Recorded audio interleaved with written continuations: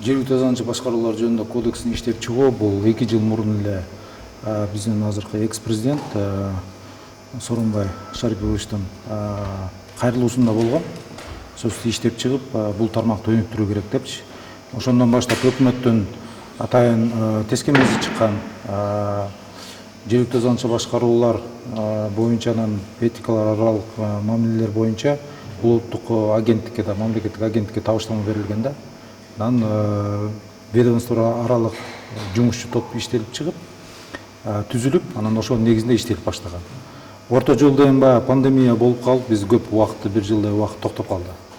Негизги скелети, анын ченемдери жүргүзүлгөн, бирок ошонун ичинде ошол жергиликтүү азаматча башкаруу чөйрөсүндөгү эксперттердин баарысы менен талкууларда азыр дагы деле мына жеткилей иштелип чыгып атат, бирок ичинде кээ бир талаш маселе жараткан маселелер бар да. Мына ошолорду бүгүн атайын кайрадан ошо эксперттер менен талкуулап, ошол талаш жерлерин бир жагдайга келели, бир талаштарды чечели деген максатта дагы талкуу жүрүп атат. Негизи бул керек, анткени бул кодекс бүгүнкү күндө 6-7 мыйзамды өзүнө камтып кетет да. Анан баягы колдонууга ыңгайлуу болсун, баардык айыл өкмөттөргө, муниципалдык кызматкерлерге, жергиликтүү кеңештин депутаттарына ошол бир документтин ичинде баардык нерсе болсун.